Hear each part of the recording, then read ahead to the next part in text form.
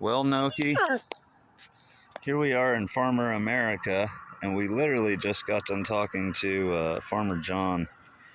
And I asked, hey, stop. And I asked him, Noki's just glad to be out here. I asked him about the crops. These are all tomatoes, super thick. He said they should have been picked by now. I would agree with that.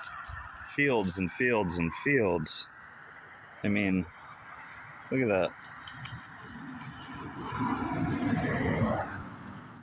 And he says the Chinese tariffs